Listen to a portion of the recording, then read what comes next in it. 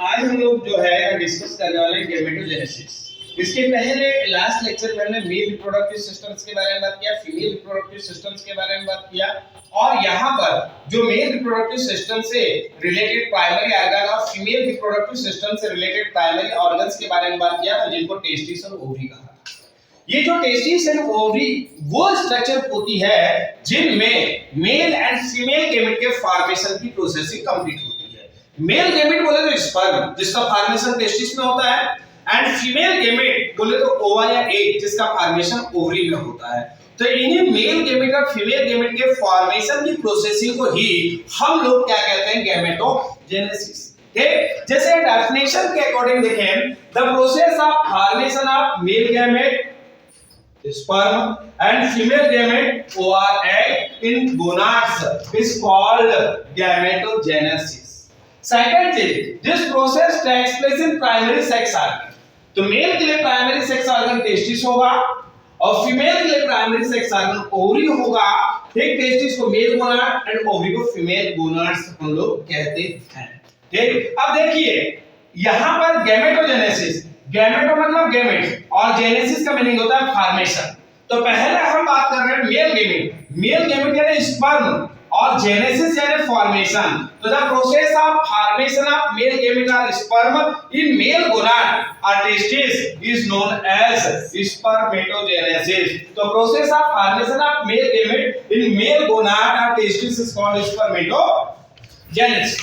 ठीक, आगे बात करें in testis the immature male germ cell, I mean primary germ cell, produces sperm by spermatogenesis that begin at the puberty.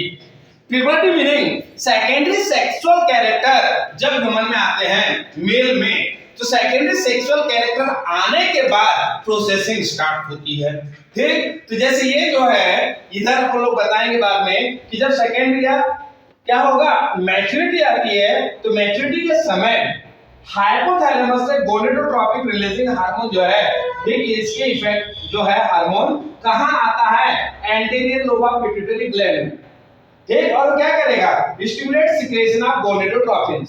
और two types के गोनेडोट्रोपिन्स होते हैं, एक होता है ल्यूटिनाइजिंग हार्मोन और एक होता है follicle stimulating hormone. Luteinising hormone किसके ऊपर वर्क करेगा, it work on the Leydig cells and stimulate androgen, that is known as male sex hormone, and follicle stimulating hormone act on Sertoli cells and stimulate secretion of some factors which are helpful for the process of spermatogenesis.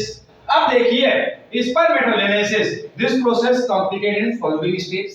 4 step है बेटा यहाँ। Number 1 multiplication phase, number 2 growth phase, number 3 maturation phase and number 4 spermiogenesis. तो देख लीजिए diagram के according हम बात करें नंबर 1 मल्टीप्लिकेशन फेज के बारे में। क्या होता है, ठीक, in this phase primary germ cell divided by mitosis division and form many cells. This cells are known as spermatogonia. These are diploid cells. Number of chromosome are 46. Second idea, growth phase. In this phase, any one spermatogonia enlarges size after the storage of food. That this enlarged cell is known as primary spermatocyte. Third phase, maturation phase. In this phase, firstly primary spermatocyte divided by meiosis 1 and form 2 haploid cells. These are known as secondary spermatocyte. And after the meiosis second, secondary spermatocyte formed spermatid. Then 4 spermatid are formed after the process of maturation phase. And finally, fourth phase is spermiogenesis. In this phase, spermatid transform into the sperm or spermatozoa, and this spermatozoa also known as male gamete. अब क्या होगा, ये जो sperm बना है इसका जो head होता है वो सर्टोली सेल में एम्बेडेड रहता है। ठीक है, और फाइनली क्या होगा, ये जो स्पर्म रहते हैं सेमिनिफेरस ट्यूब्यूल से रिलीज होकर के टेस्टिस में आ जाते हैं। टेस्टिस में आएंगे, ठीक, और आगे जब कॉपुलेशन की प्रोसेसिंग होगी तो कॉपुलेशन की प्रोसेसिंग के बाद ये स्पर्म इजैकुलेट होकर के वेजाइना में आ जाते हैं।